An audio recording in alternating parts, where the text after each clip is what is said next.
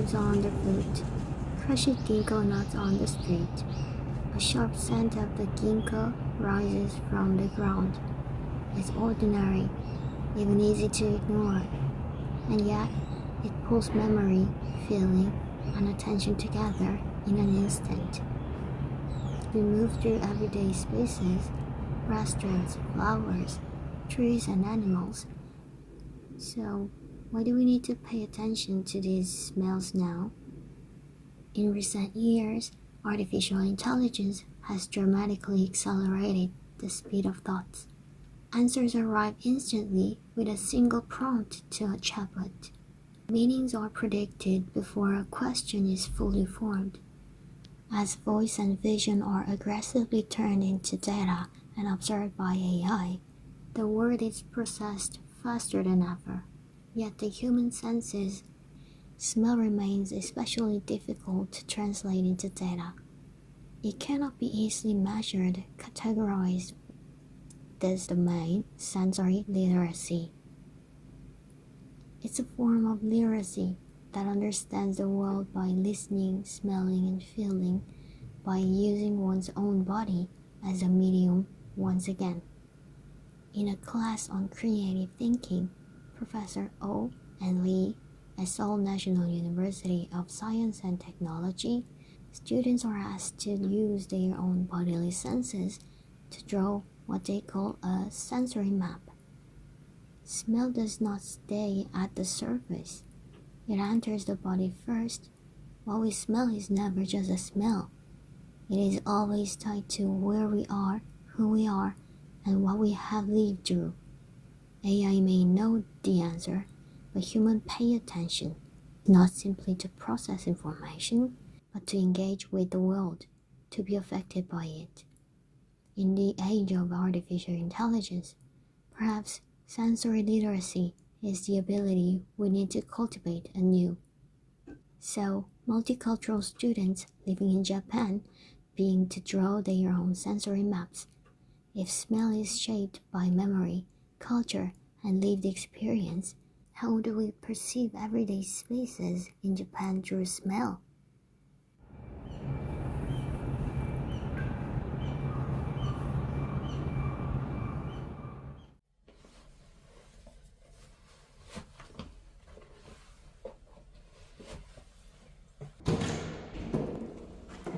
Hi, I'm Sarah from Tokyo. Tokyo is a city where millions of strangers pass each other every day, rarely speaking, rarely knowing who the others are. Yet, every autumn, many people here say the same thing. It smells like the season is changing. When I noticed the subtle shift in the scent that accompanies seasonal change, I realized that this sensation goes beyond my own body. The scent seems to circulate in the city itself, placing strangers into a loosely shared atmosphere. In Tokyo, the scent of seasonal transition functions as nonverbal attunement, a way of sensing that one's perception is not isolated. This may be why the scent of changing seasons often appears in Japanese pop song lyrics and in SNS posts around seasonal turnings, as a kind of shared something essential to our lives that people collectively recognize. This led me to ask how deeply is scent of seasonal transition is shared among people in Tokyo through 3 questions. Question 1. Do you ever notice a change of seasons through smell? And if so, what kind of smell is it? 冬から春にかけて温度と土の匂いがちょっとするような感じが自分にとっては春かな、もし言語化するとしたら。結構太陽の香りみたいなのは春にすごく印象あるなと思いました。 Question 2. Does that smell evoke any particular feelings or atmosphere for you? 出会いと別れの季節っていうのもあって、何かが終わって何かが始まるっていうのを空気として自分の中でマッチしてる部分があるので、こうワクワクする高揚感とか、すごくポジティブな気持ちで太陽の香りを嗅いで今年も楽しみだなみたいな形の気持ちになることが結構多いですね。 Final question. Do you think that atmosphere of the scent is something you share with others, even without putting it to words? なんか行動ベースで思うことみたいなところはあんまりないんですけど、体感ですけど8割ぐらいは同じ匂いを冬だとか春だとか認識してくれてるんじゃないのかなみたいなのは思ってますね。What is striking is that words differ, yet the atmosphere they point to feels closely aligned. No one defines it precisely, but something seems to be quietly shared. To understand why such subtle forms of shared sensing continue to function in a city like Tokyo today, it's helpful to look at how Japanese aesthetic have long cultivated attunement through the unseen. Japanese playwright Masakazu Yamazaki contrasts Western traditions, which developed a visually centered shaped aesthetic, with a Japanese sensibility that values what is invisible, formless, and constantly shifting. This difference is not simply about artistic style. It reflects a way of coordinating people's inner state without relying on clear boundaries, fixed meanings, or direct communications. Seen from this perspective, historical practices such as waka, Japanese traditional poem, and kodo, the traditional art of incense, can be understood as concrete ways of cultivating attunement. In the Heian period, nobles wrote waka by projecting their feelings onto fleeting seasonal atmospheres rather than stating emotions directly. Here, meaning was not transmitted as information, but emerged through a shared sensitivity to the seasonal presence. Later, in kodo, this logic became more explicit. Participants smelled fragrant pieces of wood and guessed the name of the wood through referring to the theme and sharing the images and emotions with others in the room. According to Yoko Iwasaki, the essence of kodo lies not in identifying a scent, but in collectively sharing something that exceeds sensory perception itself. Crucially, these practices did not aim to strengthen individual identity. Instead, they cultivated a way of being together without fixed relationships or visible agreement, a mode of attunement that remains deeply relevant in contemporary urban life. To conclude, in Tokyo's anonymous urban life, smell functions as a medium of attunement. It enables people to share presence and atmosphere without language, visibility, or stable social ties. For me, I noticed that it smells really bad, but when I walk by, I didn't even notice the smell because for me, I know there's a smell, but because ramen yakitori, it's something that's very Japanese and normal, so I don't even notice that there is a smell. There is a smell. I can objectively smell something, but because it feels so normal in Japanese society and life, that I feel like the smell is not a smell. It's just something that is part of the everyday life of living in Japan. Yeah. So it also points to how some smells objectively have a smell, but are not always treated as having a smell, whether in a good or bad.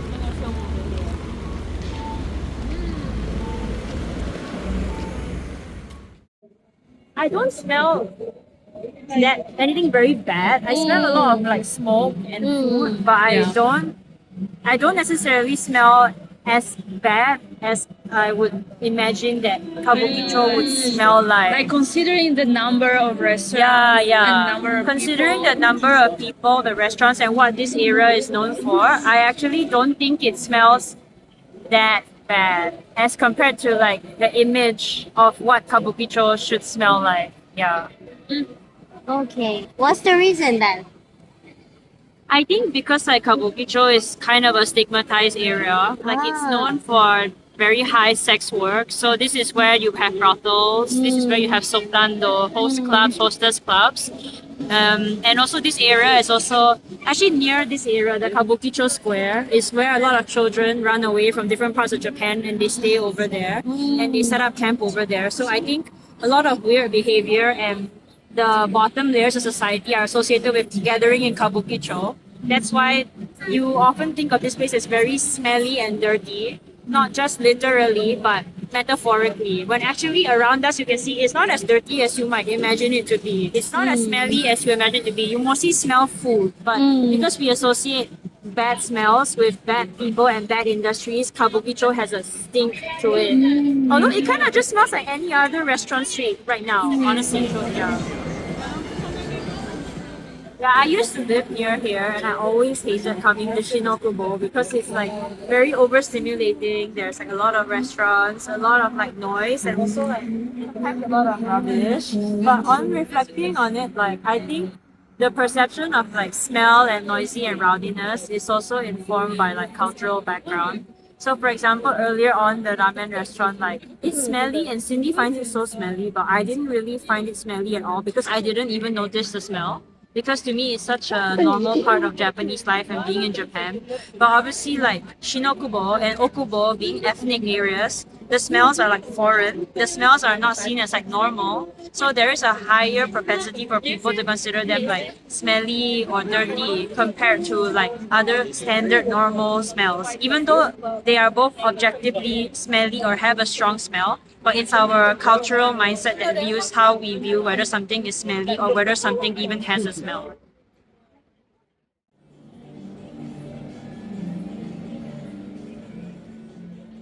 Hi, my name is Cindy and I'm from France, specifically the French Caribbean.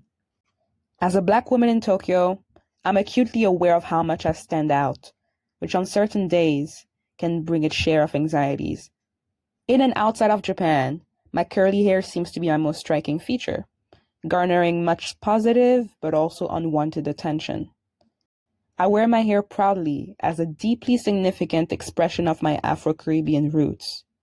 But in a world that still favors Eurocentric standards of beauty, and in a country where most people have drastically different features from mine, people's reactions to my hair can sometimes feel alienating. As articulated in Elizabeth Davis's Structures of Seeing, it's through people's gaze that I become other. But in my experience, it's also through speech, through inappropriate questions like, "Is your hair real?" or "Can I touch your hair?" And even through touch, with the rare petting zoo hand, as I call it, reaching out without permission. In Hair It Is, examining the experiences of Black women with natural hair, researchers Johnson and Bankhead retrace the rich but also traumatic history that has made Black people, especially Black women, hyper aware of our hair and its appearance. For people of the African diaspora, hair is highly symbolic and has maintained a spiritual, social, cultural, and aesthetic significance across time. Hair is so integral to the identity of Black people that during slavery, African people were dehumanized by having their hair shaved. In the case of women, hair was covered with fabric or wigs because it was considered undesirable and repulsive to Europeans. Unfortunately, this sentiment still has repercussions on perceptions of Black hair, as well as on the self-esteem, social, political, and economic status of Black people to this day. Like most Black women, I invest a lot of care, time, money, and energy into my hair. Its health, its appearance, but also its smell. From start to finish, my weekly wash day can take me upward of 3 or 4 hours at a time. It's self-care and a labor of love, but labor nonetheless. My hair products make my hair smell floral and fragrant like essential oils, but the scent never lasts in a big city like Tokyo. When I go out with my hair in an afro, like today, it soaks up all sorts of unwanted odors from places I walk by or visit long enough. In some way, my hair acts as an olfactory map in and of itself, recording me eating a burger at a restaurant near the open grilling station, or walking by a smoking area on the side of the street. As explained by Constant Klassen in Odor of the Other, smell can be divisive, which can easily turn someone's mistrust or fear of people of different nationalities, race, ethnicities, or classes ascribed otherness into a perceived displeasing smell. Unfortunately, my hair is not the only part of my body that's very sensitive to smell. I have a very sensitive nose as well. So when it comes to places like this, like this Ieke ramen restaurant, most people would salivate passing by, but actually the smell makes me feel nauseated.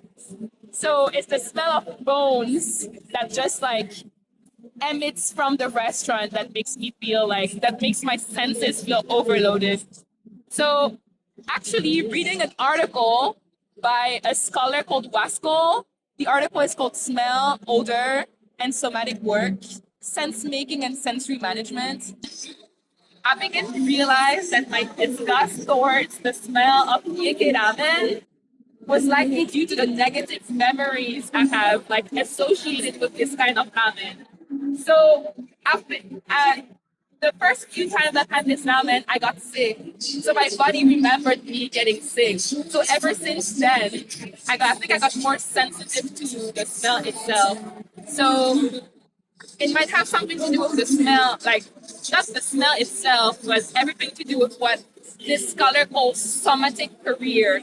So if I recall my first time eating Yeeun ramen, the smell was actually quite pleasant, but when I've had so many repeated negative memories associated with this kind of ramen that it's reinforced the need for my body to view anything associated with Yeeun ramen as something hostile to me. So I think that's why I've developed this like reaction towards the smell, because the smell reminds my body that like it's made me sick multiple times, so it wants me to avoid the place. So I get this like physical reaction, this like me feeling nauseated. So yeah, it's called indexation. So the smell makes me remember that I got sick, therefore I hate the smell and I hate Yeeun ramen now. It's quite interesting.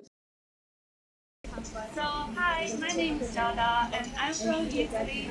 And back home, smelling in public is totally normal. Like you can smell cigarettes on the streets and parfums on the bus. But here in Japan, actually, the situation is quite different. Like on the subway, if you wear a very strong perfume, it would be considered like very rude or even disturbing, you know? So here in Japan, a subtle, soft smell is acceptable. And honestly, if I smell a very strong perfume on the subway, I would already assume it is a gaijin, a foreign tourist. I mean, like, Shinjuku Station is the world's biggest train station. Yeah. I do not every day. I think that 2.8 million people come here. So if it was in Europe or in Italy, the situation would be like very different. Like I would already imagine a lot of smells. But here, since the smell is so controlled in Japan, it's not happening. And another thing that surprised me are the Japanese residential neighborhoods during the evening. Like in Italy, when you go these residential areas, you could literally like smell what people are cooking, from tomatoes, garlic, soups, and baked goods. I mean, literally the smells comes out from the windows, and it feels very like warm and familiar. But here in Japan is the opposite. I walk through neighborhoods like this during dinner time and nothing, like literally no smells coming out. And like now it's 7:30 in the evening and I still cannot smell any food coming around here, even though like the lights are on and I know that people are inside, maybe they're cooking. And so it made me wonder that maybe here people try to control the smells from the kitchens. So maybe it's about privacy and keeping the place clean and not disturbing others. So yeah, unpleasant odors impair our mood and sense of well-being and may even cause physical symptoms. However, negative effects may occur even when toxicity or irritation are unlikely to be present. For example, common daily odors such as body odor, food smell, or perfume were found associated with general symptoms such as headache or unusual tiredness in people who perceive the odor as unpleasant. Scholars have been arguing that this is not the odorous substances per se, but the unpleasantness of odors that induces stress, which leads to further adverse effects. For these reasons, odor pollution has become an important environmental issue in Japan. The Offensive Odor Control Law, emanated in 1972, aims to preserve the living environment and people's health by reducing offensive odors to a degree that most people do not feel uncomfortable in their daily lives. The national government is responsible for taking the lead in dealing with offensive odors. This includes promoting education and spreading information so people are more aware of the issues. It also supports local governments by giving advice and guidance on how to manage these problems. Citizens too are encouraged, especially in residential areas, to be considerate of the odor produced in everyday life. Even though the law mainly addresses emissions from business and industrial activities, public awareness and voluntary cooperation are seen as key elements in preserving a clean and comfortable living environment for everyone.